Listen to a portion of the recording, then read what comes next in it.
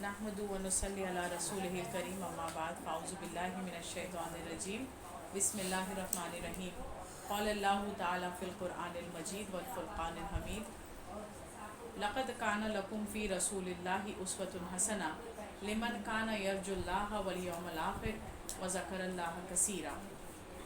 सूरह अहज़ाब आयत नंबर 21। तर्जुमा है, दर हकीकत तुम्हारे लिए अल्लाह के रसूल की ज़िंदगी में बेहतरीन नमूना है उन सभी के लिए जो अल्लाह की मुलाकात और रोज़ आखिरत की तवक्का रखते हैं और अल्लाह को ज़्यादा से ज़्यादा याद करते हैं। हदीस क़ाल रसूलुल्लाह सल्लल्लाहु अलैहि वसल्लम अल मरउ मआ मन अहब्बा। तर्जमा, इंसान क़यामत के रोज़ उसके साथ होगा जिससे वो मोहब्बत करता है। इसको बुखारी और मुस्लिम ने रिवायत किया है। रब्बिश रहली सदरी वयस्सिर ली अमरी वाहलुल उक़दतम मिन लिसानी यफ़क़हू क़ौली। रब्बी यस्सिर वला तुअस्सिर वतम्मिम बिल खैर व बिका नस्तईन या फ़त्ताहु या अल्लाह रब्बी ज़िदना इल्मा अल्लाहुम्मा फ़क़्हिनी फ़ीद्दीन आमीन या रब्बल आलमीन।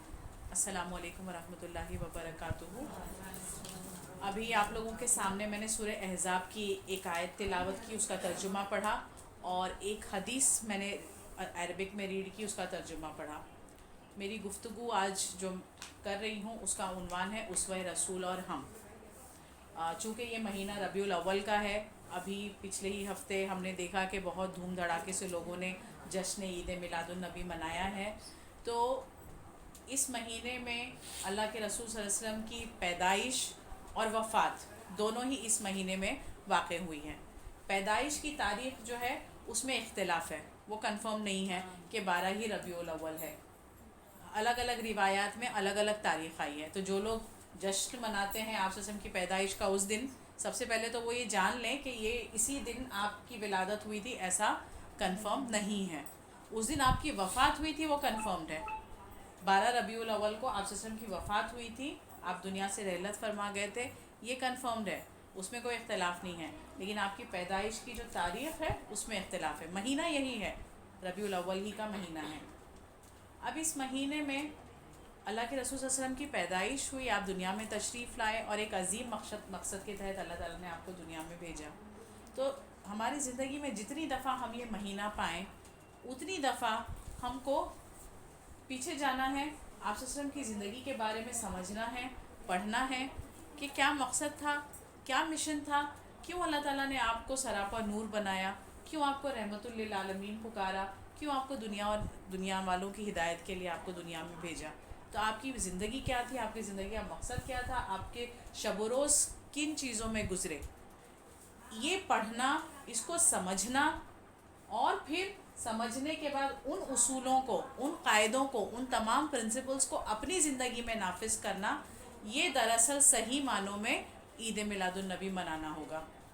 ईद जैसा कोई लफ्ज़ नहीं है। अल्लाह ताला ने शरीयत में मुसलमानों को सिर्फ 2 ईदें दी हैं, ईद उल फित्र और ईद उल दोहा।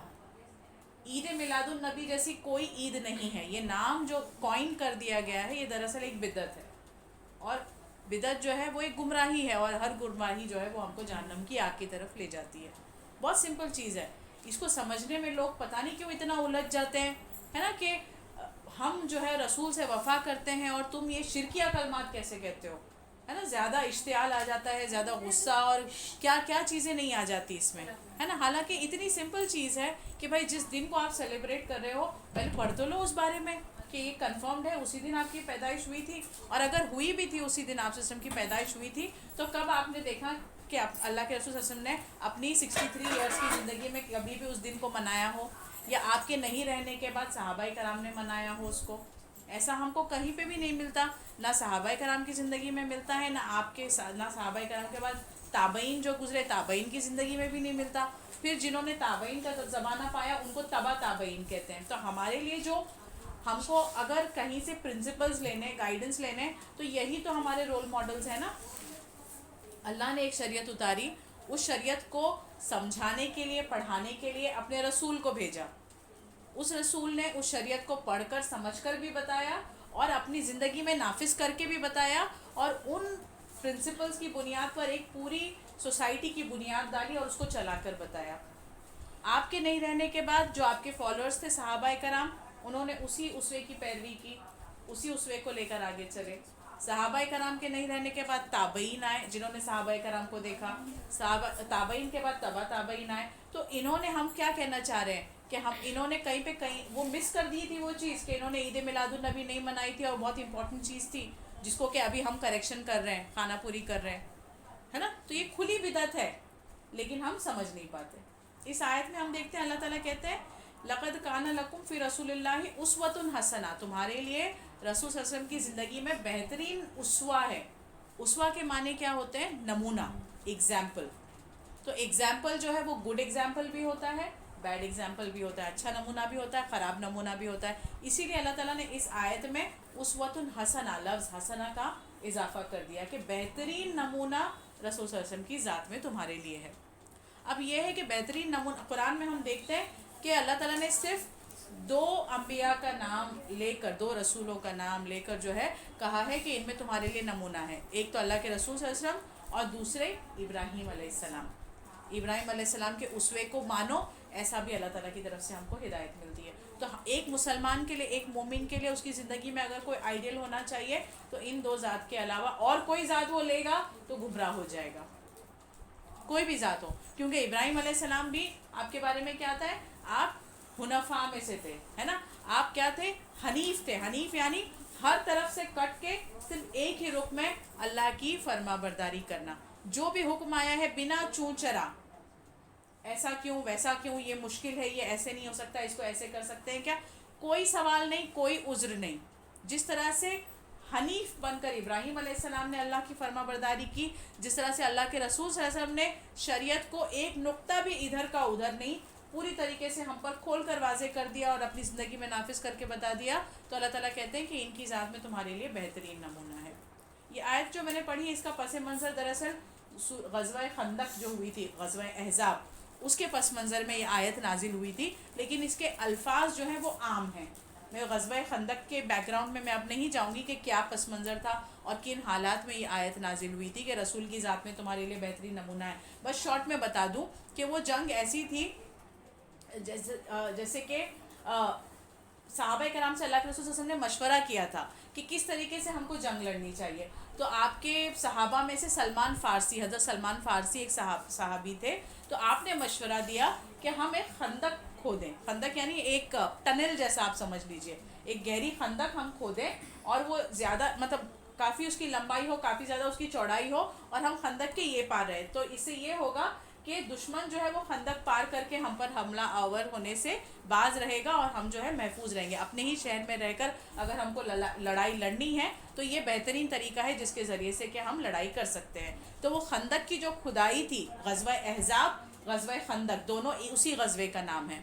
तो खंदक की जो खुदाई थी, ये वक्त जो है ये बहुत ही ज़्यादा मुश्किल वक्त था मुसलमानों के लिए।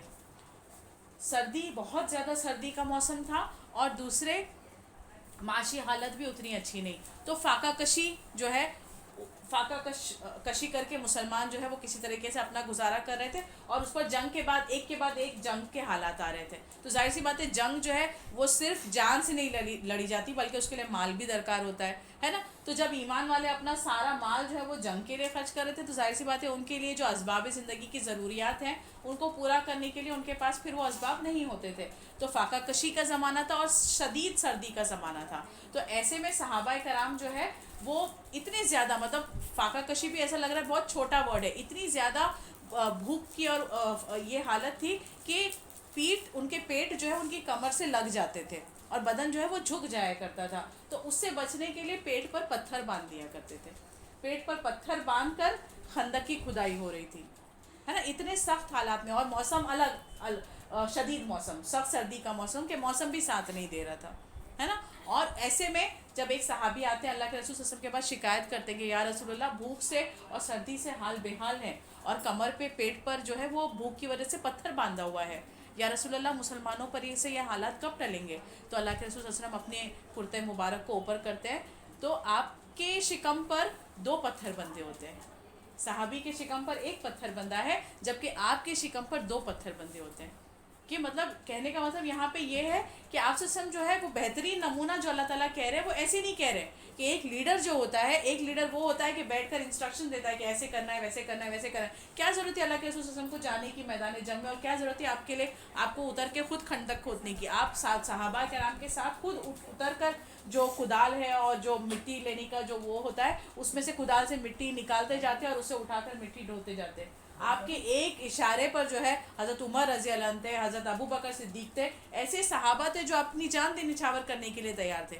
ضروری نہیں تھا کہ آپ اترتے اور خود خندق کھودنے کے لیے صحابہ کرام کے ساتھ چلتے، لیکن یہ آپ کا اسوہ ہی تو تھا، آپ کی لیڈرشپ ہی تو تھی، آپ کا اپنے ساتھیوں کے لیے جو حد درجہ پیار اور بے انتہا رحم آپ کے دل میں جو تھا وہ وہی تھا کہ وہ آپ کو آرام سے بیٹھنے نہیں دیتا تھا. آپ اپنے ساتھیوں کے ساتھ اٹھتے تھے، اور جہاں بھوک سے وہ پریشان تھے وہاں اللہ کے رسول صلی اللہ علیہ وسلم ان سے زیادہ بھوک سے پریشان تھے. اگر صحابہ کرام نے کھانا نہیں کھایا تھا تو اللہ کے رسول صلی اللہ علیہ وسلم نے ان سے زیادہ عرصے سے کھانا نہیں کھایا تھا.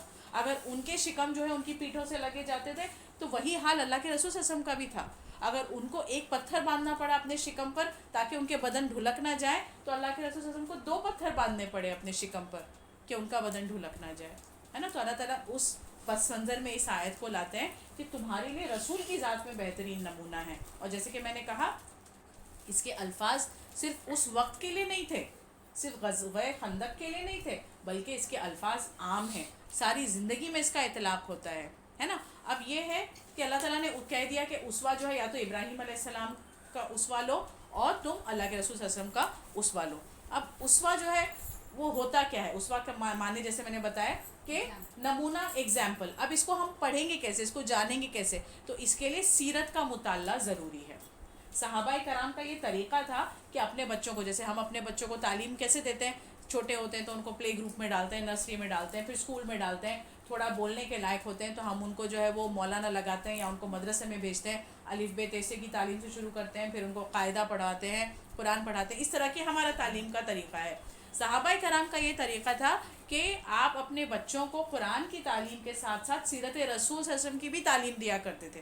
ان کا معمول ہی تھا، یہ ان کے سلیبس میں ہی تھا یہ کہ اپنے بچوں کو اللہ کے رسول صلی اللہ علیہ وسلم کی سیرت کو پڑھانا ہی ہے. سیرت جیسے کہ میں نے بتایا کہ پیروں کے نشان جیسے کہ ہو، اور کوئی بندہ ان پیروں کے نشان پہ پیر رکھتا جائے اور اپنی منزل تک پہنچ جائے، ہے نا. جیسے کہ ہم جانتے ہیں اللہ کے رسول سے زیادہ عظیم شخصیت کوئی نہیں دنیا میں، ہے نا. آپ کے لیے اللہ تعالیٰ نے قیامت میں کیا وعدہ کیا ہے؟ مقام محمود، یعنی جنت میں سب سے اعلیٰ درجہ جو ہوگا، سب سے اعلیٰ درجے کی جو جنت ہوگی وہ اللہ کے رسول صلی اللہ علیہ وسلم کے لیے ہے. تو جب ہم اپنے لیے تمنا کرتے ہیں کہ ہم کو وہ جنت الفردوس میں جگہ ملے تو اس کا جانے کا جو راستہ ہے وہ اللہ کے رسول صلی اللہ علیہ وسلم کے نقش قدم پر چل کر ہی جائیں گے ہم. تو یہ اسوہ جو ہم کو ملے گا وہ سیرت سے ملے گا. ٹھیک ہے. اب آپ دیکھیں گے کہ سیرت جو ہے، ہر انسان جو ہے وہ اپنی زندگی میں کوئی نہ کوئی آئیڈیل بناتا ہے نا.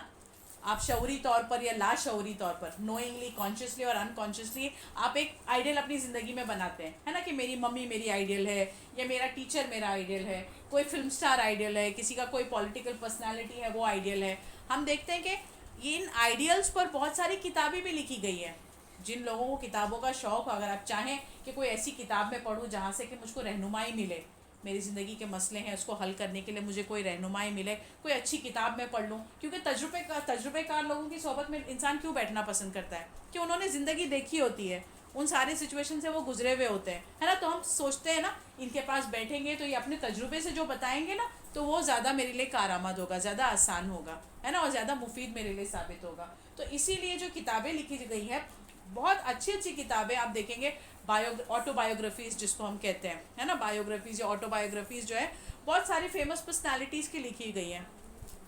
اب اس میں ضروری نہیں ہے کہ ان آٹو بایوگرافیز کو آپ اٹھا کر پڑھیں تو اس میں آپ کو آپ کی زندگی کے لیے رہنمائی ملے، ہے نا. فار ایگزامپل آپ سمجھ لیجئے کسی کو لٹریچر کا پڑھانے کا شوق ہے تو شیکسپیئر کی زندگی کی آٹو بایوگرافی لکھی گئی ہے، شیخ سعدی کی زندگی کی آٹو بایوگرافی لکھی گئی ہے. تو ان کا ادب، ان کا لٹریچر، ان کا تعلیمی شعور جو ہے وہ کتنا زیادہ تھا، کس طرح سے انہوں نے اپنے اس میدان میں سکسیڈ کیا، اس بارے میں آپ کو ساری رہنمائی ملے گی. تو اگر شیکسپیئر میرے آئیڈیل ہے اور اگر میں ان کو پڑھتی ہوں تو اس ڈائریکشن میں تو مجھ کو ساری گائیڈنس مل جائے گی.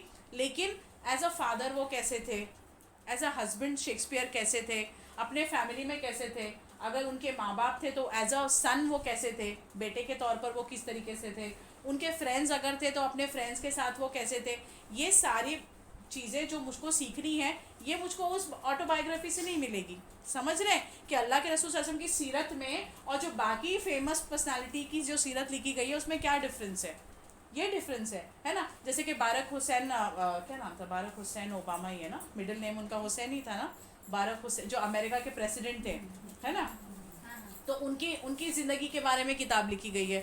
تو ان کی زندگی کے بارے میں آپ پڑھ کے یہ سمجھ سکتے ہیں کہ کس طرح سے ایک بلیک انسان جو ہوتا ہے وہ اسٹرگل کرتا ہے, ایک عام آدمی ہوتا ہے پہلے تو, پھر بہت اسٹرگل کرتا ہے, پھر پریسیڈنٹ بن جاتا ہے, امریکہ کا پریسیڈنٹ بن جاتا ہے نا. تو وہ میرے آئیڈل ہیں کہ بہت کامیاب انسان بن گئے, میں ان کی زندگی پڑھ لوں. لیکن ان کی زندگی کے ہر شعبے میں, ہے نا, as a son, as a father, as a husband, as a brother, یہ ساری رہنمائی نہیں ملتی جو کہ ہم کو اللہ کے رسول صلی اللہ علیہ وسلم کی سیرت میں ملتی ہے.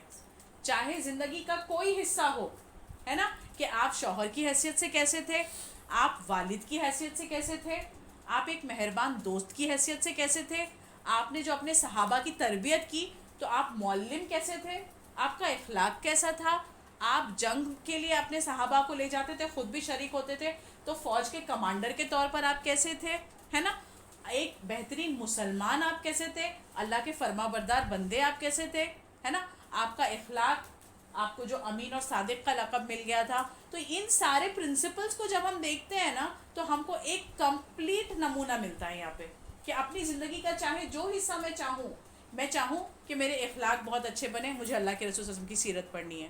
میں چاہوں کہ تجارت کرنا ہے, میرے ہسبینڈ چاہے تجارت کرنا ہے, بزنس کرنا ہے, بزنس کے پرنسپلز کیا ہونے چاہیے, اللہ کے رسول صلی اللہ علیہ وسلم کی سیرت میں جانا ہے نا. بچے چاہیں ماں باپ کے ساتھ کیسے رہنا ہے, اللہ کے رسول صلی اللہ علیہ وسلم کی سیرت میں جانا ہے. زندگی کے ہر شعبے کی رہنمائی ہم کو سیرت سے ملتی ہے. ہم کو سمجھنا بہت ضروری ہے اور اس کو اسی طرح سے سمجھنا ہے جیسے صحابہ کرام نے سمجھا تھا. اسی لیے وہ اپنے بچوں کو بچپن ہی سے قرآن کی تعلیم کے ساتھ ساتھ سیرت کی تعلیم بھی دیا کرتے تھے. تو آج اگر ہم جشن عید میلاد النبی یا ربیع الاول کے مہینے میں اگر ہم یہ سمجھتے ہیں کہ ہم میلاد کی محفلیں کر لیں گے, نعت کی محفلیں سجا لیں گے اور اس سے ہمارا جو ہے وہ رسول صلی اللہ علیہ وسلم سے وفا کا جو حق ہے وہ ادا ہو جائے گا, تو وہ صحیح نہیں ہے. جب تک آپ سمجھیں گے نہیں کہ آپ کی زندگی کن پرنسپلز پر تھی اور ان پرنسپلز کو اپنی زندگی میں لانے کی کوشش نہیں کریں گے, تب تک وہ چیز نہیں ہوگی. ٹھیک ہے, تو یہاں پر سب سے پہلے تو یہ بات ہے کہ آپ کی سیرت میں اور دوسری فیمس پرسنالٹیز کی سیرت میں کیا فرق ہے. ٹھیک ہے نا. دوسرا یہ ہے کہ ہم کو دیکھیے یہاں پہ سورہ نور میں اللہ تعالیٰ فرماتے ہیں, میں آیت کا ترجمہ پڑھ رہی ہوں, کہو اللہ کے مطیع بنو اور رسول صلی اللہ علیہ وسلم کے تابع فرمان بن کر رہو, لیکن اگر تم منہ پھیرتے ہو تو خوب سمجھ لو کہ رسول صلی اللہ علیہ وسلم پر جس فرض کا بار رکھا گیا ہے اس کا ذمہ دار وہ ہے, اور تم پر جس فرض کا بار ڈالا گیا ہے اس کے ذمہ دار تم ہو. اس کی اطاعت کرو گے تو خود ہی ہدایت پاؤ گے, ورنہ رسول صلی اللہ علیہ وسلم کی ذمہ داری اس سے زیادہ کچھ نہیں کہ صاف صاف حکم پہنچا دے. سورہ نور میں اللہ تعالیٰ فرماتے ہیں, ہے نا, کہ اللہ تعالیٰ نے رسول کو جو ذمہ داری دے کر بھیجی, اور کیا ذمہ داری یہ سارا ہم جانتے ہیں, ہے نا. سورہ صف میں اللہ تعالیٰ فرماتے ہیں نا, هو الذی ارسل رسولہ بالہدی ودین الحق.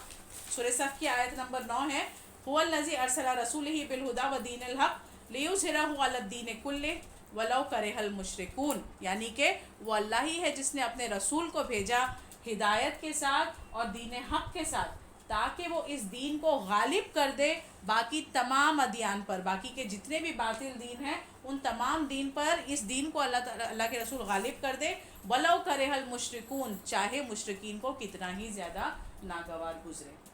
تو یہ اللہ کے رسول صلی اللہ علیہ وسلم کے دنیا میں بھیجے جانے کا مقصد تھا. آج ہم دیکھتے ہیں ہماری امت جو ہے الگ الگ فرقے میں بٹ گئی ہے. ایک فرقہ جو ہے وہ اتنا زیادہ رسول کی محبت میں مبتلا ہے نا, کہ رسول جو ہے ان کو بشر نہ کہو, وہ انسان نہیں تھے بلکہ نور تھے. آپ کا سایہ جو ہے وہ زمین پر نہیں پڑتا تھا. تو بے شک اللہ تعالیٰ نے ان کو اپنا خاص بندہ بنایا تھا اور ان کے سراپے کو جو ہے وہ نور سے مجسم کر دیا تھا. لیکن کس مقصد کے تحت بھیجا تھا, وہ مقصد یہ ہے تاکہ وہ اس دین کو غالب کر دیں. اور دین کیا, جیسے ہم نے شہادت حق پڑھی تھی, ہے نا, کہ دین کیا ہے, لا الہ الا اللہ, اللہ کے سوا کوئی معبود نہیں. آپ دیکھتے ہیں جب اللہ کے رسول صلی اللہ علیہ وسلم کی جو مکے کی زندگی تھی, تھوڑا اور پیچھے جائیں اگر ہم, تو ہم یہ چیز سمجھیں گے کہ جیسے مہینوں کے نام جیسے آج ہمارے درمیان ہیں محرم, صفر, ربیع الاول, تو زمانہ جاہلیت میں مہینوں کے نام یہی تھے. کچھ الگ نام نہیں تھے، یہی نام تھے. جیسے ہمارے یہاں رمضان مبارک مہینہ مانا جاتا ہے، ان کے یہاں بھی رمضان مہینہ مبارک مہینہ مانا جاتا تھا. جیسے ہمارے یہاں شب قدر جو ہے اس رات کو ہم زیادہ مبارک مانتے ہیں، ان کے یہاں بھی شب قدر کو جو ہے وہ مبارک مانا جاتا تھا. ہم تو اس طرح سے جانتے ہیں کہ انا انزلناہ فی لیلۃ القدر، کہ ہم نے لیلۃ القدر میں قرآن کو نازل کیا، وہاں سے ہم لیلۃ القدر کو جانتے ہیں. لیکن جب قرآن نازل نہیں بھی ہوا تھا، جب اللہ کے رسول صلی اللہ علیہ وسلم نبی چنے بھی نہیں گئے تھے، اس وقت بھی جاہلیت کے دور میں بھی رمضان ان کے درمیان مبارک مہینہ تھا، اور شب قدر کی رات جو ہے اس کو وہ مبارک مانا کرتے تھے. تو اس دور جاہلیت میں بھی کچھ لوگ ایسے تھے، حالانکہ یہ شرک کرتے تھے، بت پرستی کرتے تھے، شراب کشی کرتے تھے، جوا اور قتل و غارت گیری کرنا ان کے لیے معمولی بات تھی. یہ جس صدی میں اللہ کے رسول صلی اللہ علیہ وسلم کی بعثت ہوئی ہے، اس کو the darkest period in the history کہا جاتا ہے. ڈارکسٹ پیریڈ، اس سے زیادہ برا زمانہ کوئی نہیں تھا. کہ ساری جو اللہ کا جو گھر بنایا تھا ابراہیم علیہ السلام نے اور اسماعیل علیہ السلام نے، اس کے اندر 360 بت انہوں نے رکھ دیے تھے. تو یہ بہت زیادہ برا. لیکن اس زمانے میں بھی، اس دور جاہلیت میں بھی ان کے درمیان کچھ نیک لوگ تھے، کچھ سعید لوگ تھے، جو کہ حنفاء کہلاتے تھے. حنفاء یعنی کہ وہ شرک نہیں کرتے تھے، شراب کشی نہیں کرتے تھے، بدعمالی نہیں کرتے تھے. اور اس مبارک مہینے میں رمضان جب آتا تھا اور جب شب قدر کی راتیں آتی تھی، تو ان راتوں میں ان کے یہاں یہ تصور تھا کہ یہ راتیں جو ہے بہت زیادہ رحمت والی راتیں ہیں، ان میں اللہ کی رحمتیں اترتی ہیں. تو ان راتوں کو وہ اللہ کی تلاش میں، مطلب رب کا جو کانسیپٹ ہے، اللہ کا جو کانسیپٹ ہے، وہ کھو چکے تھے. یہ رب کیا ہے وہ بھول چکے تھے، بھلا چکے تھے اس کو. لیکن کہیں نہ کہیں ان کے اندر وہ چیز تھی کہ یہ جو ہے، یہ بتوں کے آگے جو سر جھکایا جاتا ہے، یہ صحیح نہیں ہے. رب یہ نہیں ہے، رب کی بندگی اس طریقے سے نہیں ہوتی. کوئی اور ہستی ہے جو ان تمام چیزوں سے اوپر ہے، کوئی اور طریقہ ہے جو ان پتھروں کے آگے سر ٹیکنے سے زیادہ پاکیزہ ہے. تو یہ حنفاء قسم کے جو لوگ تھے، وہ رمضان کی اس شب قدر کی راتوں میں اپنے آپ کو جو ہے وہ اللہ سے لو لگانے کے لیے خالی کر لیتے تھے. اور اللہ کے رسول صلی اللہ علیہ وسلم کا جو زمانہ، جب آپ نبی نہیں ہوئے ہیں، ابھی 40 سال سے کم عمر کی ہی آپ کی عمر ہے، تو آپ کی عمر کے 35 سال سے لے کے 40 سال، 5 سال تک اپنی زندگی کے آپ جو ہے وہ تنہائی پسند ہو گئے تھے. غار ہرا میں جاتے تھے، اور حضرت خدیجہ جو ہے وہ جب تک آپ کا نکاح نہیں ہوا تھا، اس نکاح کے بعد حضرت خدیجہ جو ہے آپ کے لیے ستو ہے اور پانی ہے اور دودھ، یہ ساری چیزیں آپ کے لیے باندھ دیا کرتی تھی. تو آپ یہ لے کر غار ہرا میں جاتے تھے، اور آپ وہاں پر جو ہے تنہائی میں، ابھی جو ہے وہ نماز پڑھنے کا طریقہ نہیں آیا، قرآن نازل نہیں ہوا، شریعت نازل نہیں ہوئی، لیکن خدا کیا ہے اس کی تلاش میں ہے نا. یہ قوم جو ہے کس پستی میں گر رہی ہے، اس قوم کو کس طرح سے اٹھایا جائے، یہ سارے غور و فکر میں اللہ کے رسول صلی اللہ علیہ وسلم جو ہے وہ غار ہرا میں جایا کرتے تھے. اس رات کے بارے میں جو شب قدر کا جو کانسیپٹ ان کے یہاں تھا، وہ ایسا تھا کہ اتنی رحمتیں اللہ کی نازل ہوتی ہیں کہ سمندر کی موجیں رک جاتی ہیں، ہوا کا چلنا رک جاتا ہے. اور اگر کوئی زیادہ فطرت شناس شخص اگر ہو، تو وہ جو ہے زمین سے جو پتا اگتا ہے اس کی آواز بھی سن سکتا تھا، اگر جو کلی جو چٹک کے پھول بنتی ہے اس کی آواز سن سکتا. مطلب اتنی زیادہ مبارک رات مانا کرتے تھے اس کو. تو اسی رات میں اللہ کے رسول صلی اللہ علیہ وسلم جب غار ہرا میں ہوتے ہیں تو فرشتہ آتا ہے. وہی پہلی وہی جو ہے، جیسے کہ ہم جانتے ہیں ہے نا، سورہ علق کی جو ابتدائی 5 آیتیں ہیں وہ لے کر آتا ہے نا. کہتے ہیں کہ اللہ کے رسول صلی اللہ علیہ وسلم جس وقت فرشتہ نازل ہوتا ہے، وہ ایک نیم غشی کی حالت میں ہے، نہ پورے نیند میں ہے نہ پورے جاگے ہوئے ہیں، ایک سیمی کانشیس مائنڈ جیسے ہوتا ہے اس حالت میں، آپ تھوڑی سی غشی کی حالت میں ہے. اور یہ فرشتہ آتا ہے. اب ظاہر سی بات ہے، فرشتے کی حیت اور سب کچھ جو ہے اس کا وہ الگ ہے. تو وہ جو ہے آپ سے کو پکڑ کر بھینچتا ہے نا. ایک کوئی سفید مخمل کا کپڑا ہے، اس کے اوپر سنہرے الفاظ سے لکھا ہوا ہے، اور وہ دکھاتا ہے اللہ کے رسول صلی اللہ علیہ وسلم کو اور کہتا ہے اقرا، پڑھو. اللہ کے رسول صلی اللہ علیہ وسلم کہتے ہیں ما انا بقاری، میں نہیں پڑھ سکتا، میں نہیں پڑھا ہوا ہوں. دوسری بار کہتا ہے اقرا، پڑھو. پھر اللہ کے رسول صلی اللہ علیہ وسلم کہتے ہیں ما انا بقاری، میں نہیں پڑھ سکتا ہے نا، یا میں نہیں پڑھا ہوا ہوں. پھر تیسری دفعہ وہ فرشتہ آپ کو پورا بھینچ لیتا ہے، پورا آپ کو اپنے سے وہ سینے سے بھینچ لیتا ہے آپ کو، اور بھینچنے کے بعد پھر آپ کو چھوڑتا ہے. تو آپ پر ایک طرح کی ہیبت طاری ہو جاتی ہے. ظاہر سی بات ہے، انسان اور فرشتہ ہے نا، اس کی طاقت اور اللہ کے رسول صلی اللہ علیہ وسلم جو ہے، اور وہ اس طرح سے بھینچ لے اور بھینچ کر چھوڑے آپ کو، تو وہ ایک دہشت اور ایک خوف جو ہے اللہ کے رسول صلی اللہ علیہ وسلم پر طاری ہوتا ہے.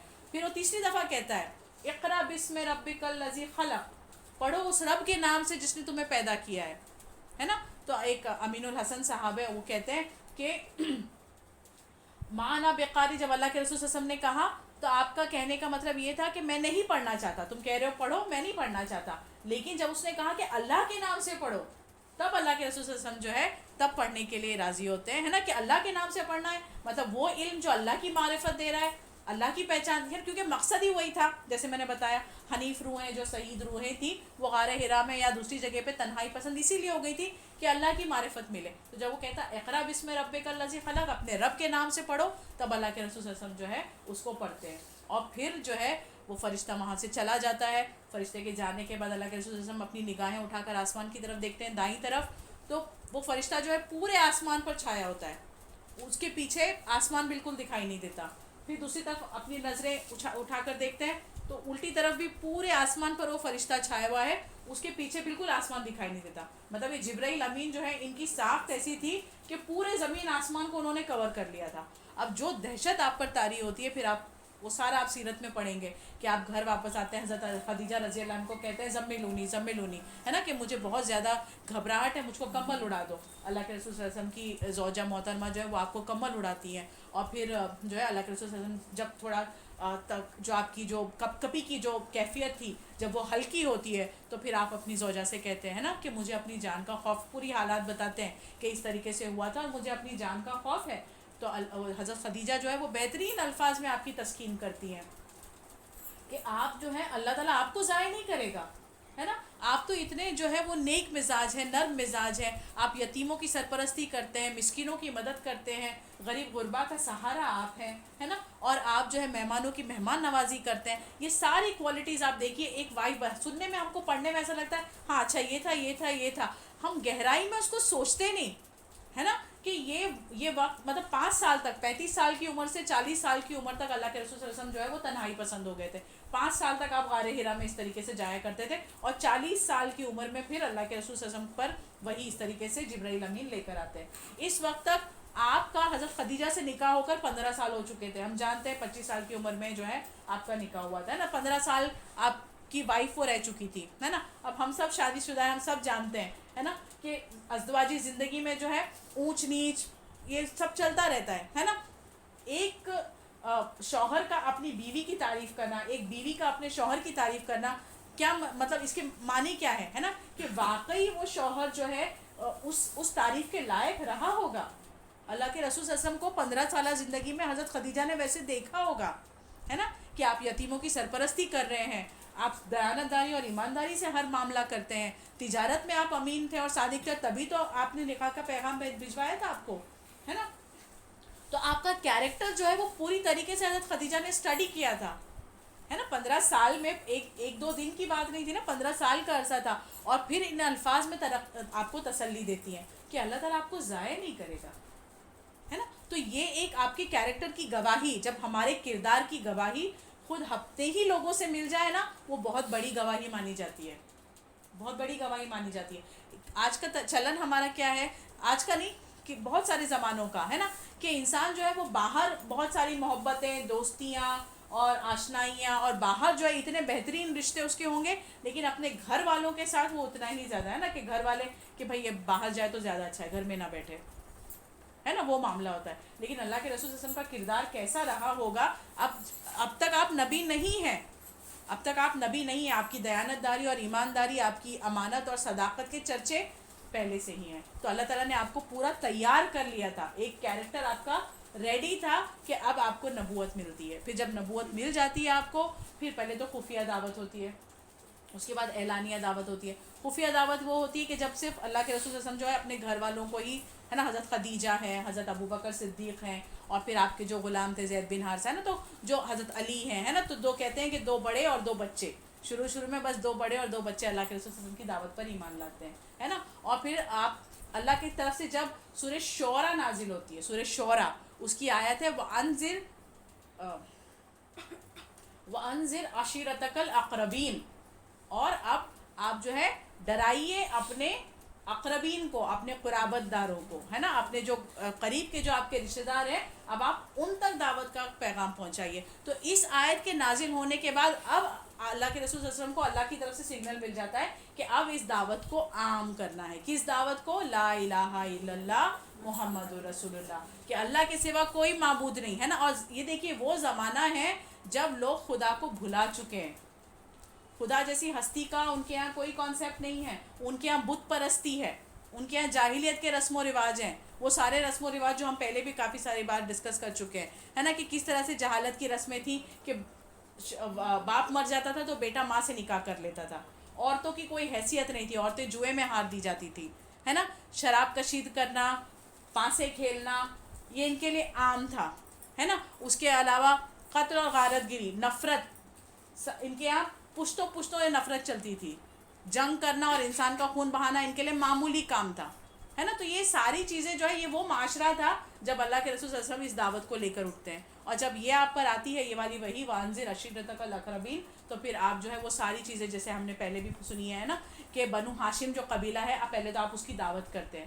تو یہ ساری چیزیں ہم کو اللہ کے رسول صلی اللہ علیہ وسلم کے اسوے سے ملتی ہے، آپ کے طریقے سے ملتی ہے. کہ آج ہم سوچتے ہیں نا کہ ہمارے نان مسلم فرینڈز ہیں، کس طریقے سے ہم ان کے ساتھ دعوت کا جو ہے کیسے ہم ان تک بات پہنچائیں، ہے نا. تو یہ اسوہ ملتا ہے کہ اللہ کے رسول صلی اللہ علیہ وسلم نے کیسے شروعات کی، ان کو اپنے گھر دعوت کے لیے بلایا، ان کو اپنے گھر دعوت، بنو ہاشم کے قبیلے کو جو ہے اپنے گھر دعوت کے لیے بلایا اور ان کی ضیافت کی، ہے نا. اور ضیافت کے بعد پھر ان سے جو ہے یہ کلمہ جو ہے ان کے آگے پیش کیا. اور ہمیشہ اللہ کے رسول صلی اللہ علیہ وسلم نے جب بھی اس دعوت کو پیش کیا، اللہ کے رسول صلی اللہ علیہ وسلم نے اس کے ساتھ یہ ضرور کہا کہ ایک بات کو مان لو، اس کلمے کو تم مان لو تو سارا عرب اور سارا عجم، یعنی جو عرب کے اطراف کا جو علاقہ ہے عجمی ہے نا، عرب جو ہے ان کی زبان بہت زیادہ فصیح تھی نا، اپنے علاوہ یہ ہر ایک کو عجمی کہتے تھے، یعنی گونگے کہتے تھے، ہے نا. کہ ہماری زبان جو ہے وہ اتنی زیادہ بہترین ہے، ہمارے پاس اتنے الفاظ ہیں، ہم اتنا اچھا بول سکتے ہیں کہ ہمارے علاوہ کوئی بول ہی نہیں سکتا. تو اپنے آپ کو یہ عرب کہتے تھے، اور عرب کے علاوہ جتنا بھی اطراف کا علاقہ ہے اس کو عجم کہتے تھے، عجمی. تو اللہ کے رسول صلی اللہ علیہ وسلم کہتے تھے کہ تم بس اس ایک کلمے کو مان لو، اس کو مان لو گے تو سارا عرب جو ہے وہ سارا عرب بھی اور سارا عجم بھی تمہارے جو ہے وہ زیر نگیں ہوگا، ہے نا. تو اس طرح سے آپ نے پہلے بنو ہاشم کی دعوت کی، پھر ہم جانتے ہیں کہ کوہ صفا پر آپ چڑھ کر کس طرح سے آپ نے پکار لگائی، ہے نا. تو شروع سے لے کے آخر تک. اچھا یہاں پہ ایک اور چیز قابل غور ہے کہ اللہ کے رسول صلی اللہ علیہ وسلم نے کبھی بھی جو خانہ کعبہ میں انہوں نے بت رکھے ہوئے تھے تو کبھی بھی یہ ڈیمانڈ نہیں کیا کہ اس خانہ کعبہ کو پہلے بتوں سے پاک کر دو اور پھر جو ہے ہم دعوت کا کام کرتے ہیں، ہے نا. تو یہ چیز بھی ہم کو یہاں سے ملتی ہے اللہ کے رسول صلی اللہ علیہ وسلم کے اسوے سے. ہم یہ پڑھتے ہیں نا کہ اللہ تعالیٰ فرماتے ہیں کہ ان کے معبودوں کو برا نہیں کرو، ہے نا. تو اگر وہ کسی چیز کو مانتے ہیں تو ہمارا اپروچ یہ نہیں ہونا چاہیے کہ ہم یہ کہنے چاہیں کہ تم جو کر رہے ہو تمہارا عمل غلط ہے، یا تمہارے معبود جو ہے وہ غلط ہے، یا یہ طریقہ غلط ہے نا. اس سے صرف نظر کرتے ہوئے صحیح کیا ہے بس اس کی طرف رہنمائی کرنا ہے. تو اللہ کے رسول صلی اللہ علیہ وسلم نے کبھی یہ نہیں کہا کہ خانہ کعبہ کو بتوں سے پاک کر دو، یہ جو 360 بت ہیں یہ پتھر ہیں، یہ غلط ہیں، ان کو نکال دو یہاں سے، ہے نا. صرف جو ہے یہاں پر اللہ کی بندگی ہوگی. اذان ہو گئی نا، شاید ہو رہی ہے. اذان کے بعد کی دعا پڑھ لیتے ہیں. اللہم رب هذه الدعوة التامة والصلاة القائمة آت محمدا الوسیلة والفضیلة والدرجة الرفیعة وبعثه مقاما محمودا للذی وعدته. حج کے موقع ہوتے تھے یا قبائلوں کے کیمپ لگتے تھے یا میلے لگتے تھے تو آپ سرداروں کے پاس جاتے تھے، قبیلے کے سرداروں کے پاس جاتے تھے. تو یہ بھی ایک اسوہ ہے ہمارے لیے، ہے نا. ایک تو میں نے جیسے بتایا کہ ان کے معبودوں کو برا نہ کہو، آپ نے کبھی بھی یہ نہیں کہا کہ پہلے خانہ کعبہ کو بت سے پاک کر دو. سب سے پہلے تو دعوت سے شروعات کی، ہے نا، پھر اعلانیہ شروعات کی اور پھر اس طریقے سے کیا. سرداروں سے جب آپ بات کرتے تھے تو یہ بھی ایک ہمارے پاس یہ بھی اسوہ ہے کہ جب ہم بات کریں کسی کمیونٹی میں تو ہم دیکھیں کہ کسی فیملی میں اگر بات کرنا ہے تو اس کے جو ہیڈ ہے نا، کیونکہ کیا ہوتا ہے جب کوئی لیڈر ایمان لاتا ہے نا تو اس کے پیچھے اس کی ساری قوم پھر ایمان لاتی ہے. تو اللہ کے رسول صلی اللہ علیہ وسلم کا یہ اسوہ تھا کہ آپ قبیلے کے سرداروں سے بات کرتے تھے اور آپ ان سے کہتے تھے کہ مجھے ساتھ لے چلو، مجھے کام کرنے کا موقع دو اور مجھ سے تعاون کرو، میرے ساتھ کوآپریٹ کرو تاکہ خدا کی طرف سے اس پیغام کو میں واضح کر دوں جس کے لیے مجھے مبعوث کیا گیا ہے، جس کے لیے مجھے بھیجا گیا ہے. تو آپ کا جو ہے یہی تھا، ہے نا. آپ آگے بھی سیرت میں آپ پڑھتے ہیں کہ آپ کا بدن جو ہے وہ بخار سے تپ رہا ہوتا. حضرت خدیجہ جو ہے وہ دیکھتی ہیں آپ کو کہ بخار سے آپ کا بدن تپ رہا ہے اور آپ ابھی باہر سے کہیں سے آئے ہیں، تھوڑا سا آرام فرمانے کے لیے لیٹتے ہیں، لیکن باہر سے کسی قافلے کے جانے کی آواز آتی ہے تو آپ فوراً اپنا کمبل اپنا بستر چھوڑ کر اٹھ جاتے ہیں اور کھڑے ہوتے ہیں اور باہر قافلے کے پیچھے جاتے ہیں. حضرت خدیجہ روکتی ہیں کہ یا رسول اللہ آپ کو تو بخار ہے، آپ ابھی آئے ہیں اور تھوڑا سا آرام فرما لیجیے. اللہ کے رسول کہتے ہیں نہیں، اگر یہ قافلہ یہاں سے گزر گیا تو میں اپنے اللہ کو کیا جواب دوں گا، ہے نا. تو وہ تڑپ دعوت کی جو پہنچانے کی یہ تڑپ ہے نا، آج یہ تڑپ ہم اپنے اندر دیکھتے ہیں کیا، ہے نا. رسول کا جو اسوہ ہے تو یہ سارا اسوہ ہے نا کہ اللہ کے رسول صلی اللہ علیہ وسلم نے اپنے دن رات جو کھپائے وہ کس چیز میں کھپائے, کس کام کے لیے کھپائے.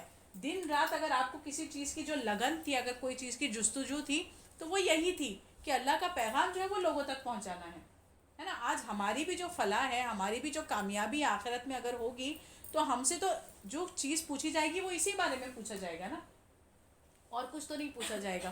کتنی پڑھائی ہم کر کے آئے, کتنی ڈگریاں ہم لے کر آئے, شادی کے بعد بچوں کو کتنی اچھے سے ہم نے, بچوں کی تربیت یس وہ ہم سے پوچھا جائے گا, کیونکہ وہ ہماری رعیت ہیں, ہے نا, ہم ان کے ذمہ دار ہیں. تو بچوں کی تربیت ہم نے دینی نہج پر کی یا نہیں کی, اس کے لیے ہم آنسریبل ہیں. لیکن باقی اپنے گھر میں اور آپ نے کتنی ترقی کی, گھر کتنا اچھا عالیشان بنا لیا, یہ ساری چیزوں سے کوئی لینا دینا نہیں. ان چیزوں سے ہماری کامیابی کا کوئی لینا دینا نہیں.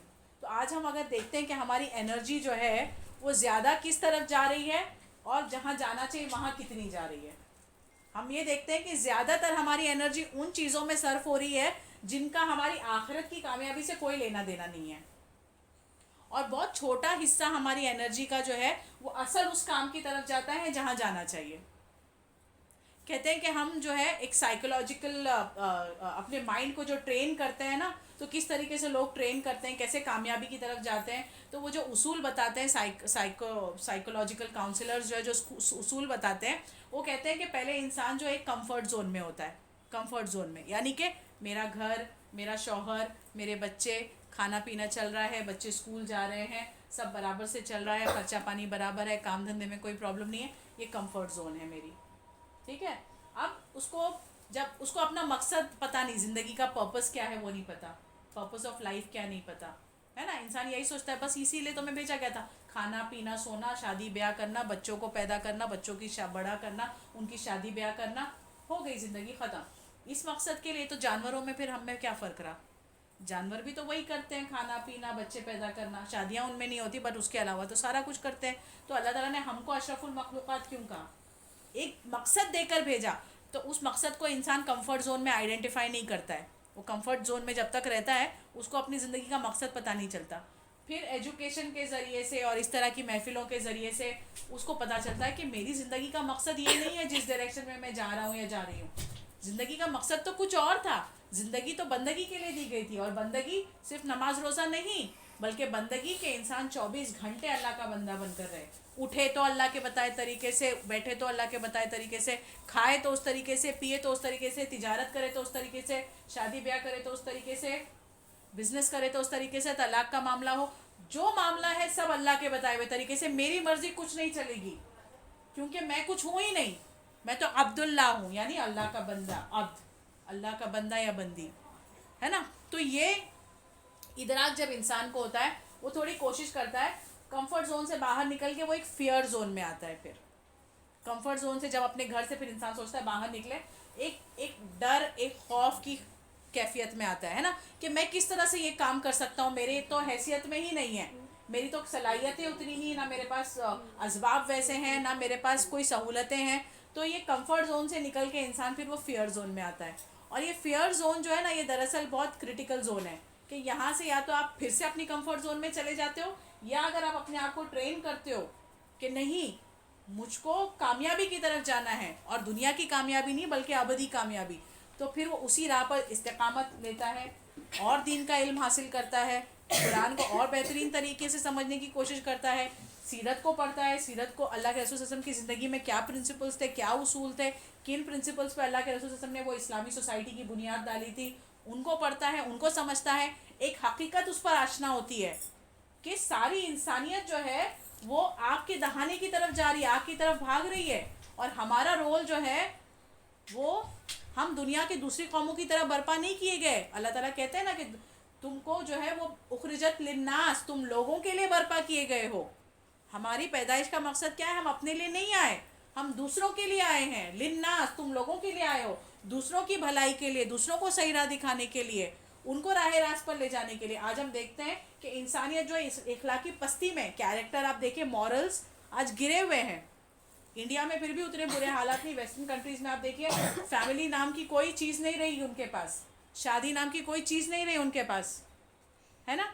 لیو ان ریلیشن شپس, اس کے علاوہ شادی تو کرتے ہی نہیں کیونکہ ان کے قانون ہی اتنے سخت ہیں نا, بنا شادی کے بچے پیدا ہوتے ہیں. ماں باپ کا کوئی ان سے ماں باپ, مطلب ایک فیملی جو ہوتی نا, کہ ماں باپ کا خیال کرے. جہاں ایک بڑی عمر کو آئے بچے ماں باپ کو چھوڑاتے ہیں اولڈ ایج ہوم میں, ہے نا. تو یہ ساری چیزیں جو ہے اخلاقی پستی جو ہے ہم کو جہنم کی آگ کی طرف لے کے جا رہی ہے. اور آج ہم دیکھتے ہیں کہ لوگ ان پرنسپل سے, ان اصولوں سے دور ہو کر جہنم کی طرف جا رہے ہیں. تو میرا پرپس آف لائف تو یہ تھا کہ مجھے لوگوں کے لیے برپا کیا گیا تھا. تو آج میں اس کام کو کیسے نہیں کر رہی ہوں. ہماری ٹیچر ہے نا تنویر آپا, وہ کہتی ہے کہ جب انسان پہ یہ ادراک ہو تو اس کی تو نیند اٹھ جانی چاہیے راتوں کی. آرام سے سو کیسے سکتا ہے, جیسے اللہ کے رسول نہیں سوتے تھے. سورہ کہف ہم پڑھتے ہیں نا, ہر جمعہ کو پڑھتے ہیں نا سورہ کہف. اس میں اللہ تعالیٰ کیا فرماتے ہیں, فَلَعَلَّكَ بَاخِعٌ نَفْسَكَ آیت فَلَعَلَّكَ بَاخِعٌ نَفْسَكَ عَلَىٰ آثَارِهِمْ إِن لَّمْ يُؤْمِنُوا بِهَٰذَا الْحَدِيثِ آسَفًا. ہے نا, اے نبی ایسا لگتا ہے کہ آپ اپنے آپ کو ہلاک کر لیں گے ان لوگوں کی فکر میں کہ یہ ایمان نہیں لاتے. یہ اللہ کے رسول صلی اللہ علیہ وسلم کی کیفیت تھی. اتنا غم آپ کو اپنے اندر کھایا جاتا تھا, ہے نا, کہ آپ نمازیں جب پڑھتے تھے تو سجدہ اتنا طویل ہو جاتا تھا کہ گھر والے سوچتے تھے کہ کہیں روح تو پرواز نہیں کر گئی. اتنا طویل سجدہ, ہے نا. اور دعا کس کے لیے, امت کے لیے. تو یہ تڑپ, یہ اسوہ, یہ رسول کا اگزامپل, یہ کہاں گیا. آج ہم کو اتنی فکر نہیں ہے. آج ہم دیکھتے ہیں ہمارے پڑوسی, ہمارے فرینڈز ہیں جو نہیں پہچانتے اللہ کو, اللہ کیا ہے یا رب کیا ہے, رب کی بندگی کیسی ہونی چاہیے, وہ ان تک وہ دعوت نہیں پہنچی. لیکن وہ تڑپ ہمارے اندر نہیں رہتی. تو جب اس فیئر زون میں انسان ہو, کمفرٹ زون سے اپنے آپ کو باہر لاتا ہے, فیئر زون میں آتا ہے, تو فیئر زون میں یہ ڈر اور یہ ساری چیزیں, اگر وہ ڈر کے آگے اپنے آپ کو گھٹنے ٹیک دیتا ہے تو پھر سے وہ کمفرٹ زون میں آ جاتا ہے. لیکن یہاں پر پھر وہ کیا کرتا ہے, مطالعہ کرتا ہے, قرآن کا مطالعہ, حدیث کا مطالعہ, سیرت صحابہ, سیرت صحابیات, ہے نا, کہ وہ بھی تو ہمارے جیسے انسان تھے نا. کیسے انہوں نے اپنے دن رات کھپا دیے. ان کے لیے تو عمر کی کوئی قید نہیں تھی. کم عمر میں جو ہے وہ بڑے بڑے عالم اور فاضل تھے اور جنگوں کے لیے جایا کرتے تھے. پھر اس فیئر زون سے نکل کے انسان آتا ہے لرننگ زون میں, سیکھنے کی زون میں, جہاں پہ وہ اپنے آپ کو ان ساری چیزوں سے آراستہ کرتا ہے. یہاں پہ دیکھیے دنیا کی پڑھائی لکھائی کا کوئی لینا دینا نہیں ہے. اگر ہم کوئی بھی پوائنٹ پہ یہ سوچتے ہیں نا کہ میں تو 7ویں پاس ہوں, میں تو 4تھی فیل ہوں, مجھے یہ نہیں آتا, مجھے وہ نہیں آتا, یہ ہمارے دماغ کی سوچ ہے اور یہ شیطان جو ہمارے دماغ میں وسوسہ ڈالتا ہے. ہماری جو دینی تعلیم ہے اس کا دنیاوی تعلیم سے, اگر دنیاوی تعلیم ساتھ میں ہے تو نکھار ایک بہتر آتا ہے. لیکن اگر وہ نہیں ہے تو وہ کوئی لمیٹنگ فیکٹر نہیں ہے, وہ لرننگ زون میں آتا ہے. پھر فیئر زون سے نکل کے لرننگ زون میں آتا ہے. جب اپنے آپ کو وہ ان ساری چیزوں سے امپاور کر لیتا ہے, آراستہ کر لیتا ہے, اب لرننگ زون سے پھر وہ گروتھ زون میں آتا ہے, ڈیولپمنٹ زون میں, ارتقاء کی زون میں آتا ہے, ترقی کی زون میں آتا ہے. ترقی کیسے, کہ جہاں پہ اس کے اپنے نفس کا تزکیہ ہوتا ہے, اپنے اخلاق درست ہوتے ہیں, اس کے اپنے اعمال درست ہوتے ہیں اس کے, اور اس کی اپنی کردار, اپنی اس کی جو شخصیت ہے وہ اتنی بہتر بنتی کہ لوگ اس سے متاثر ہوتے ہیں. تو اور یہ گروتھ اور ڈیولپمنٹ کا جو زون ہے, یہاں سے پھر وہ لوگوں تک ملتا ہے, لوگ اس سے متاثر ہوتے ہیں, اس کی دعوت کی طرف متاثر ہوتے ہیں, اور پھر صرف اس کی ترقی نہیں بلکہ پورے اس خاندان کی, پوری اس سوسائٹی کی ترقی ہوتی ہے جہاں پر وہ رہتا ہے. جہاں پہ آج جیسے ہم جس سوسائٹی میں رہتے ہیں, آج ہم دارالحرب میں ہیں نا, ہم دارالاسلام میں نہیں ہیں, دارالحرب میں ہیں. تو یہاں پہ اگر ہم رہیں تو ہمارے پاس ایک ہی طریقہ ہے دعوت دین, جو جیسے کہ اللہ کے رسول صلی اللہ علیہ وسلم نے کیا تھا, آپ کے صحابہ نے کیا تھا.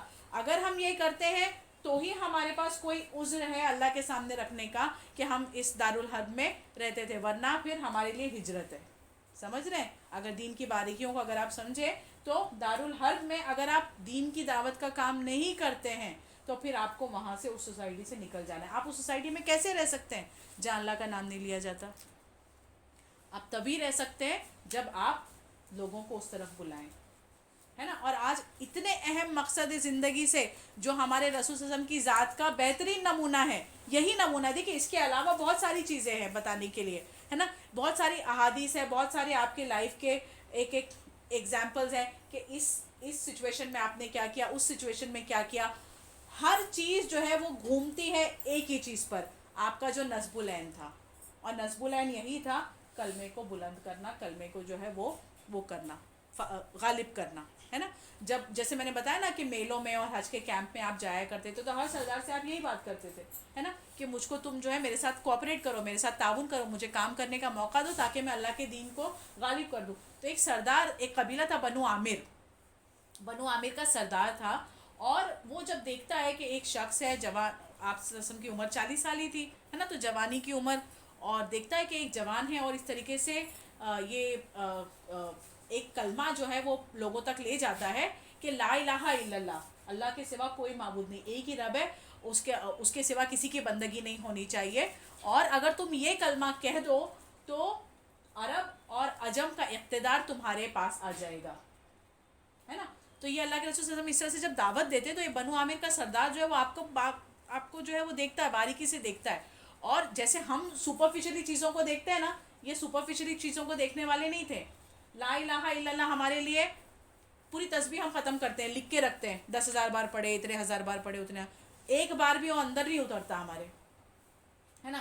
اب اس نے جب سنا تو اس کلمے کی حقیقت کو وہ پہچان گیا کہ یہ کلمہ جو ہے یہ ایکچولی انقلابی دعوت ہے، یہ ایک انسان کی آزادی کا اعلان ہے کہ سر اگر جھکے گا تو کسی انسان کے آگے نہیں، انسان کی بندگی نہیں ہوگی، انسان کی پرستش نہیں ہوگی، کوئی لیڈر نہیں ہوگا، کوئی بادشاہ نہیں ہوگا، کوئی حکمران نہیں ہوگا، بلکہ سارے کے سارے اللہ کے بندے ہوں گے، اور سارے کے سارے اگر جھکیں گے تو صرف اور صرف اللہ کی طرف. تو یہ انسان کی آزادی کا اعلان تھا. اور اس کے ذریعے سے اگر کوئی سوسائٹی قائم ہوتی ہے تو وہ سوسائٹی جو ہے وہ پوری دنیا کو اپنے اس میں لے لے گی. تو یہ سردار جو ہے وہ سمجھ گیا تھا. تو وہ اللہ کے رسول صلی اللہ علیہ وسلم کے پاس جاتا ہے اور آپ کے ساتھ ایک سودا کرتا ہے. آپ مطلب ایک پیشکش کرتا ہے سودے کی، آپ کو پیشکش کرتا ہے. وہ کہتا ہے کہ اچھا ٹھیک ہے، تم کہتے ہو کہ تمہیں اپنے ساتھ لے چلوں تو میں تمہیں اپنے ساتھ لے چلنے کے لیے تیار ہوں، اور تم کہتے ہو میرے ساتھ تعاون کرو، میں تمہارے ساتھ تعاون کرنے کے لیے بھی تیار ہوں. لیکن تمہیں کرنا بس یہ ہوگا کہ جب تم اقتدار پالو اس کلمے کے ذریعے سے تو وہ اقتدار ہمارا ہوگا. مطلب وہ سمجھ جاتا ہے کہ یہ دعوت کوئی معمولی دعوت نہیں ہے نا. یہ دعوت جو ہے یہ بڑے بڑے ملکوں کو فتح کرنے والی دعوت ہے. تو اللہ کے رسول صلی اللہ علیہ وسلم فرماتے ہیں کہ اقتدار جو ہے وہ اللہ کا اختیار ہے، وہ جس کو چاہے گا اس کو دے گا، ہے نا. اور پھر اللہ کے رسول صلی اللہ علیہ وسلم اس کے سودے کو قبول نہیں کرتے، اس کی پیشکش کو قبول نہیں کرتے اور وہاں سے چلے جاتے ہیں نا. تو آج جو ہم کو دین کا جو تصور ہے ہمارے یہاں، دین اور مذہب دو الگ چیزیں ہیں. مذہب وہ جس میں ریچولز آتے ہیں، نماز پڑھنا، روزے رکھنا، قرآن پڑھنا، یہ ریچولز ہے. آج ہم نے دین کو صرف ریچولز کی حد تک سمجھا ہے، اس کے آگے ہم نہیں سمجھتے اور سمجھنا بھی نہیں چاہتے. ہم کو لگتا ہے یہ ساری کیا باتیں ہیں، نماز کا کچھ سکھا دو، کچھ ہم کو وظیفے بتا دو کہ ہم پڑھ لیں تاکہ ہمارے روزی بڑھ جائے، کچھ وظیفے بتا دو تاکہ اولاد جو ہے فرما بردار بن جائے، کچھ وظیفے بتا دو کہ بزنس میں ترقی ہو جائے. آج ہم کو مذہب جو ہے نا، ہم نے دین کو جو ہے نا بس اتنا سمجھ کے رکھا ہے. ہم کو لگتا ہے بس یہ ثواب کمانے کی حیثیت سے ہم پڑھتے ہیں جو بھی پڑھتے ہیں، ہے نا. لیکن جو اصل مقصد تھا جس کے لیے رسول بھیجے گئے تھے، اور رسول صلی اللہ علیہ وسلم نے جانے کے بعد ہم جانتے ہیں کہ اللہ کے رسول صلی اللہ علیہ وسلم جو ہے وہ آخری نبی ہے، آپ کے بعد کوئی نبی نہیں آنے والا. تو آپ کے جانے کے بعد یہ ذمہ داری جو ہے وہ امت مسلمہ کی ہے، ہم میں سے ہر ایک کی ہے. تو یہ اسوہ جو ہے یہ رسول کا، یہ فالو کرنے کے لیے ربیع الاول کو منانا، اور اس طریقے سے منانا کہ آپ پڑھیں سیرت کو اور اس کو سمجھیں اور ان اصولوں کو اپنی زندگی میں لائیں. قریش کا ایک سردار تھا عتبہ بن ربی. تو جب اللہ کے رسول صلی اللہ علیہ وسلم جو ہے وہ جب دیکھتا تھا کہ اللہ کے رسول صلی اللہ علیہ وسلم جو دعوت سے باز نہیں آتے اور لوگ جو ہے وہ ان کی شخصیت کی طرف متاثر ہوئے جاتے ہیں، اور آپ کی طرف جو ہے وہ لوگ ہر دن جو ہے وہ لوگ دین میں داخل ہو رہے ہیں، تو وہ قریش کی طرف سے ان کا نمائندہ بن کے آپ کے پاس آتا ہے نا، کہ اگر آپ حکومت چاہتے ہیں تو ہم آپ کو اپنے قبیلے کا سردار بنا لیں، ہے نا. اگر آپ کو مال و دولت کی خواہش ہے تو ہم آپ کو اتنا مال دے دیں کہ آپ کو مال کی کبھی کمی نہ ہو. اگر آپ کو کوئی بیماری ہے، کوئی جنون، کیونکہ ساحر کہتے تھے نا، پاگل کہتے تھے، اگر آپ کو کوئی بیماری ہو گئی، کوئی جنون لاحق ہو گیا ہے تو ہم آپ کا علاج کروا دیں. اگر آپ کہیں تو مکہ کی کسی خوبصورت لڑکی سے آپ کی شادی کروا دیں نا. آپ جو چاہو ہم آپ کو دینے کے لیے تیار ہیں، ہے نا. لیکن آپ اس دعوت سے باز آ جائیے. تو اس کے جواب میں اللہ کے رسول صلی اللہ علیہ وسلم جو ہے سورہ حامیم سجدہ کی آیتیں تلاوت کرتے ہیں. اور اس کے بعد جب عتبہ وہاں سے لوٹتا ہے تو اس کے قبیلے کے لوگ جو ہے اس کے چہرے کے آؤ بھاؤ دیکھ کر ہی سمجھ جاتے ہیں کہ یہ وہ عتبہ نہیں ہے جو گیا تھا، یہ کچھ اور ہی چہرہ لے کر آیا ہے. مطلب وہی دشمن ہے نا، ان کی سفارش لے کر آیا ہے، لیکن جب واپس جاتا ہے تو آپ سے متاثر ہو کر جاتا ہے نا. اور کہتا ہے واپس جا کے اپنی قوم سے، اپنے سرداروں سے کہتا ہے کہ میری مانو تو محمد صلی اللہ علیہ وسلم کو ان کے حال پر ہی چھوڑ دو. اگر ان کی دعوت نے واقعی رنگ لایا تو ان کا جو اقتدار ہوگا، جو ان کی سلطنت ہوگی، وہ تمہاری سلطنت ہوگی. اور اگر ان کی دعوت جو ہے وہ فیل ہو جاتی ہے تو عرب اور عجم کے لوگ مل کر ان کو قتل کر دیں گے، تو تمہارا کام جو ہے وہ ان کے ذریعے سے ہو جائے گا. لیکن یہ دعوت اور یہ جو کلام جو محمد صلی اللہ علیہ وسلم پیش کرتے ہیں، یہ کوئی معمولی کلام نہیں ہے.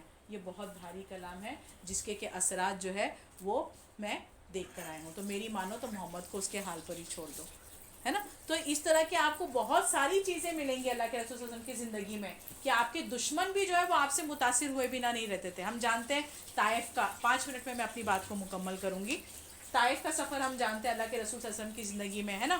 ایک دفعہ حضرت عائشہ نے پوچھا تھا آپ سے کہ یا رسول اللہ کہ آپ کی زندگی میں احد سے زیادہ بھی کوئی سخت دن آیا ہے؟ اللہ کے رسول صلی اللہ علیہ وسلم نے کہا کہ طائف کا دن, ہے نا. کہ جب مکہ میں آپ نے دیکھا, آج ہمارے لیے کیا ہے, ہم کوشش کرتے ہیں, کوئی نہیں سن رہا, کوئی نہیں آنا چاہتا, چلو گیو اپ کر دیے, چھوڑ دیے, وہیں پر رک گئے, ہے نا. اللہ کے رسول صلی اللہ علیہ وسلم نے مکہ میں کوشش کی, 1-2 دن نہیں, پورے 13 سال کوشش کی, ہے نا. اس میں ہم جانتے ہیں کہ شیب ابی طالب کا واقعہ بھی آیا. شیب ابی طالب کیا تھا کہ گھاٹی میں آپ لوگوں کو محصور کر دیا گیا پورے 3 سال کے لیے, ہے نا.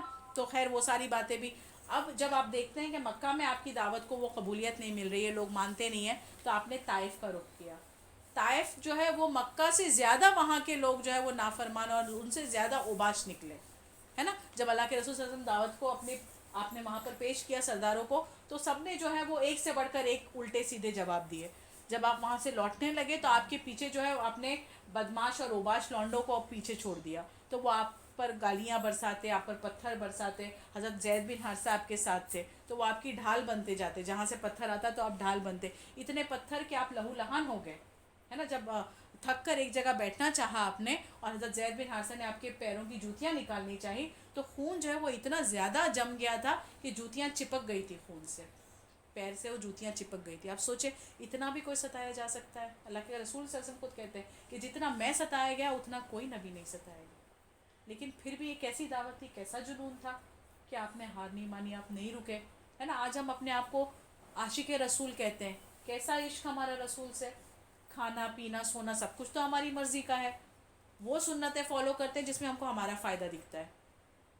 بیٹھ کے پانی پئیں گے, سائنٹسٹ نے ابھی کہہ دیا نا, بیٹھ کے پانی پئیں گے لیور کے لیے اچھا ہے, بیٹھ کے پانی پیتے ہیں. رسول صلی اللہ علیہ وسلم کی سنتیں آسان سنت ہے نا, وہ ہم لینے میں بہت ایکسپرٹ ہے. وہ سنتیں جو آسان ہیں, جن سے ہمارا کمفرٹ نہیں چھوٹے, اور دوسرے ہی وہ کہ ہم کو کچھ جہاں ہمارا فائدہ مل جائے نا.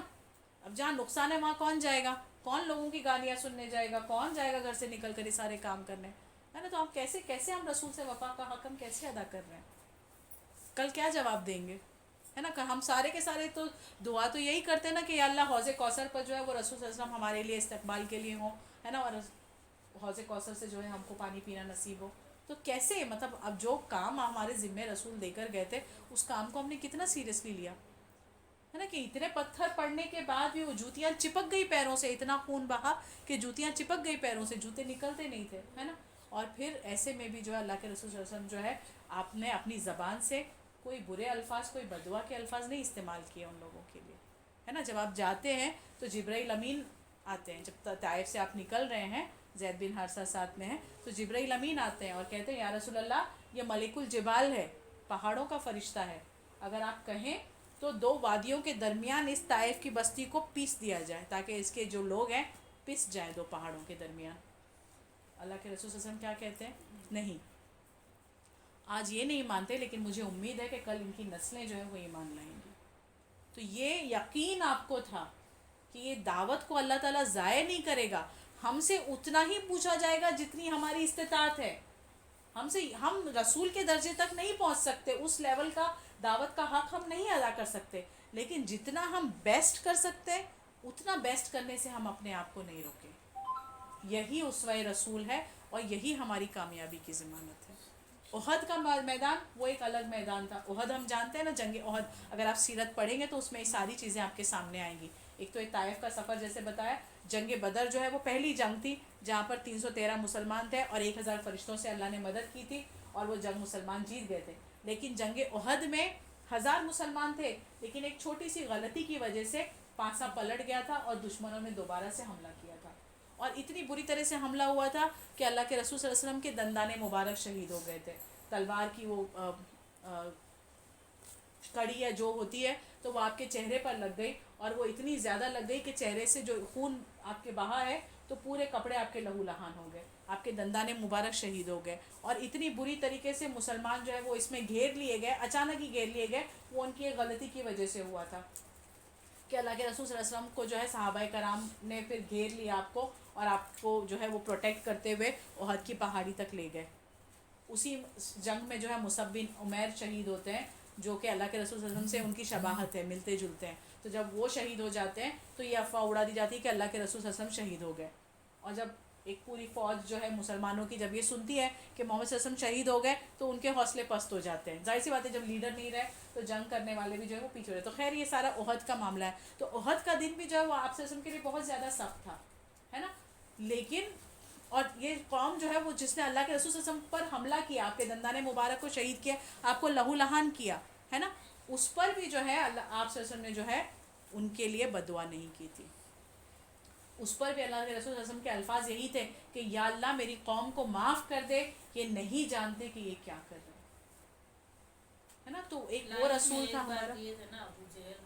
جی ہاں وہ بدعا کا وہ ایک وہ چیز الگ ہے، لیکن یہاں پہ کچھ جو وہ تھے جنہوں نے جو ہے آپ سے کو حد سے زیادہ پریشان کیا تھا، تو آپ نے ان کا نام لے کر بدعا کی تھی.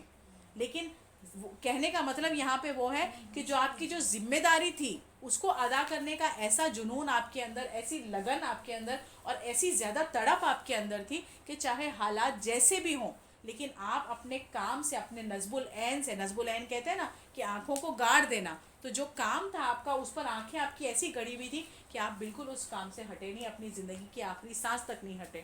اور یہی وصیت آپ نے پھر اپنے قوم کو دی حجۃ الوداع کے موقع پر کہ تم میں سے جو غائب ہے، جو حاضر ہے، وہ غائب تک اس پیغام کو پہنچا دے، ہے نا.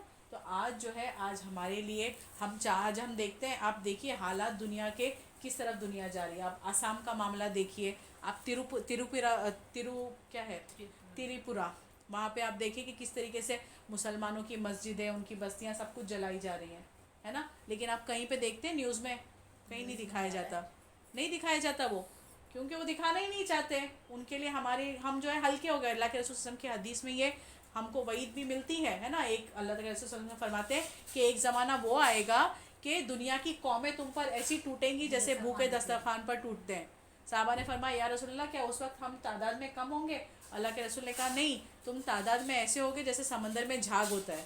اتنا بڑا سمندر کتنی جھاگ ہوتی ہے، تم تعداد میں ویسے ہوگے. تو پھر صحابہ کہتے ہیں یا رسول اللہ پھر کیا وجہ ہے نا. تو اللہ کے رسول صلی اللہ علیہ وسلم کہتے ہیں کہ تمہارے اندر وہن، یعنی کہ دنیا سے محبت اور موت سے نفرت، جب کسی قوم کے اندر یہ چیز پنپ جاتی ہے تو پھر لوگوں کے دلوں سے اس قوم کا جو دبدبہ ہے، اس قوم کا جو ایک وقار ہے، اس کی حیثیت ہے، ایک رتبہ ہے، وہ ہٹ جاتا ہے اور وہ قوم جو ہے وہ دنیا پرستی میں مبتلا ہو جاتی ہے.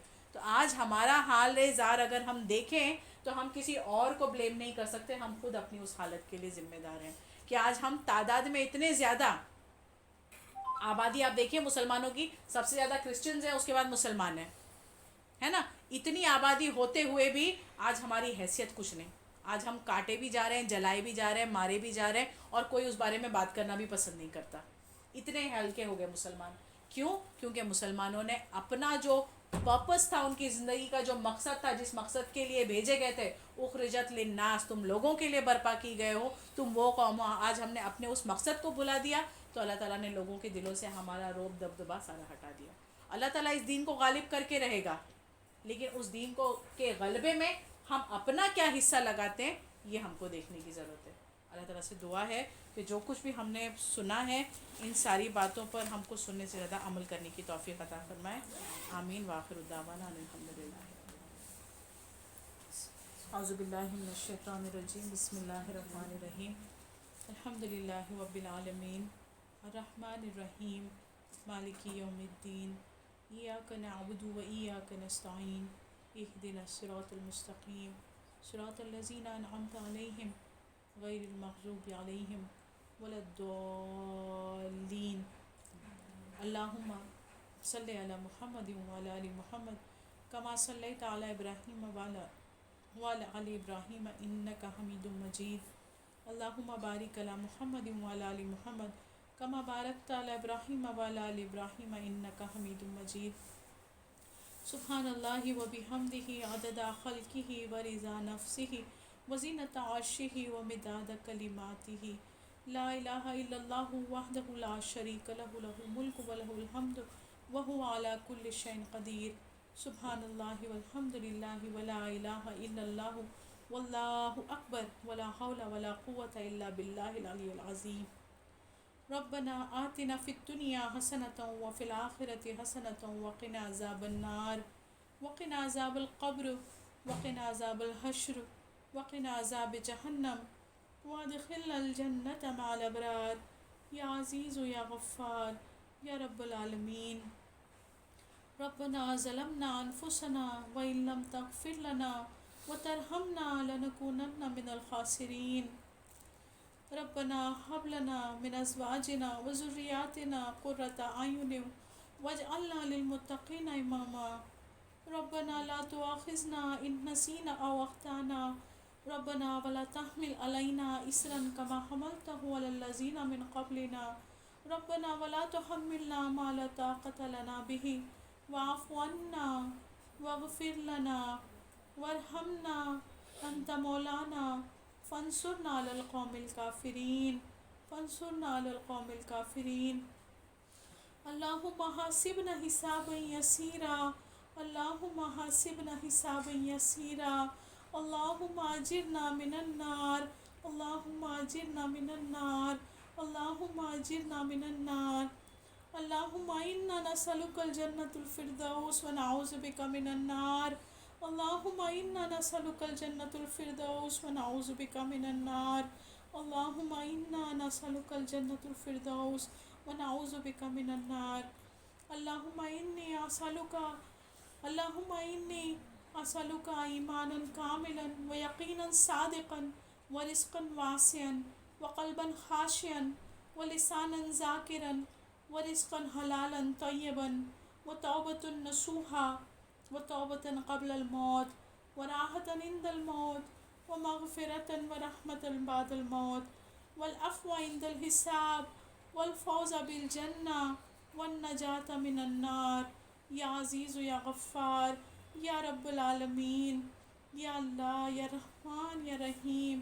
اے سات و آسمان اور زمین کو بلا نمونہ پیدا کرنے والے آقا، اے رحیم آقا، اے کریم آقا، اے اللہ تیرے سوا کوئی بندگی کے لائق نہیں.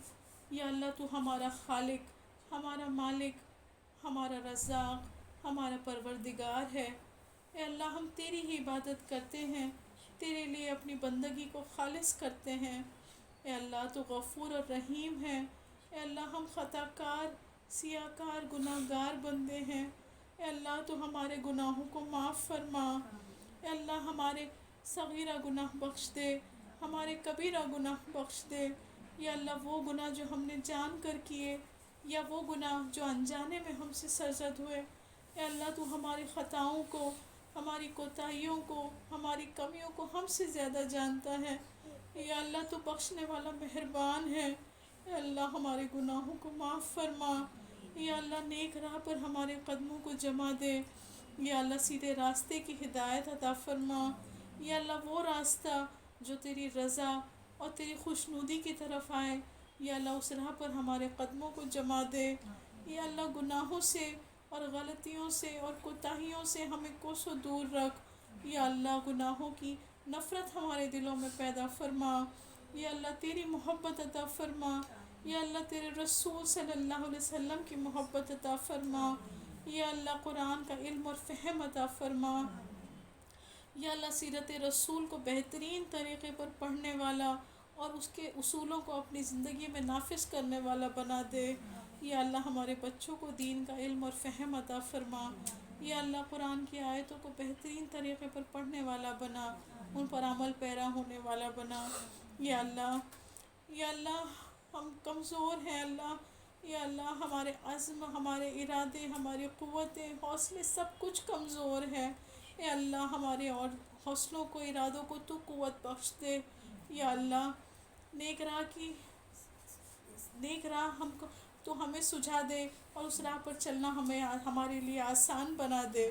یا اللہ سیدھے راستے کی ہدایت ہمارے نصیب میں، ہمارے مقدر میں لکھ دے. یا اللہ دنیا کی رغبتوں میں، دنیا کی کششوں میں ہمیں الجھنے والا نہ بنا. یا اللہ آخرت کا طالب بنا.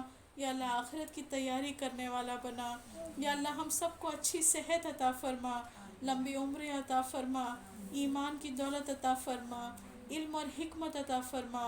یا اللہ ہر قسم کی بیماری سے ہماری حفاظت فرما. یا اللہ زمینی بلاؤں اور آسمانی بلاؤں سے ہماری حفاظت فرما. یا اللہ ہمارے رشتوں میں ہمدردی اور محبت عطا فرما. یا اللہ ہم سب کو بہترین طریقے پر حقوق العباد ادا کرنے والا بنا. یا اللہ بہترین اخلاق عطا فرما. یا اللہ ہماری آنکھوں کو خیانت سے پاک رکھ، ہمارے دلوں کو حسد اور جلن سے پاک رکھ. یا اللہ ہماری زبانوں کو جھوٹ اور غیبت سے پاک کر دے. یا اللہ ہمارے دلوں کو اپنے ہدایت کی طرف پھیر دے. یا اللہ امت مسلمہ کا کھویا وہ وقار اسے لوٹا دے. یا اللہ ہم سب کو دین کو صحیح معنوں میں سمجھنے والا بنا اور اس پر عمل کرنے والا بنا. یا اللہ ہم میں سے جو بیمار ہیں ان کو صحت اور تندرستی عطا فرما. یا اللہ ہماری کمزوریوں کو، ہماری پریشانیوں کو تو آسانیوں میں بدل دے. یا اللہ ہمارے مرحومین کو جنت الفردوس میں اعلیٰ مقام عطا فرما. یا اللہ رسول اللہ صلی اللہ علیہ وسلم نے امت کی بھلائی کی جو بھی دعائیں مانگی ہیں ان میں ہمارا حصہ بھی شامل فرما، اور جن شرور سے پناہ چاہیے ان شرور سے ہماری حفاظت فرما. یا اللہ ہم سب کے یہاں آنے کو قبول فرما، یہاں بیٹھنے کو قبول فرما. یا اللہ تیرا رسول صلی اللہ علیہ وسلم کے ذکر کو لانے کو اور ان کے زندگی کے اسوے کو سمجھنے کی اس ادنا سی کوشش کو تو ہم سے قبول فرما. یا اللہ روز آخرت زمین کے اس ٹکڑے کو ہمارے حق میں گواہ بنا دینا. یا اللہ ان لمحوں کو ہمارے نامہ اعمال میں وزنی کر کے ہمیں دکھا دینا. یا اللہ جہنم کی آگ سے اور قبر کے عذاب سے ہم سب کی حفاظت فرمانا. یا اللہ تیرے نیک وکار بندوں میں، تیرے ہدایت گزار بندوں میں اور صالحین بندوں میں ہمارا شمار فرمانا. یا اللہ جہنم کے آگ سے بچا کر جنت الفردوس میں ہمیں داخلہ عطا فرمانا. ربنا تقبل منا انک انت السمیع العلیم وتب علینا انک انت التواب الرحیم. صلی اللہ تعالی علی خیر خلق محمد وعلی آلہ واصحابہ اجمعین. آمین یا رب العالمین برحمتک یا ارحم الراحمین یا رب العالمین. سبحان اللہ و بحمدہ، سبحانک اللہم و بحمدک، نشہد ان لا الہ الا انت، نستغفرک و نتوب الیک. آمین یا رب العالمین.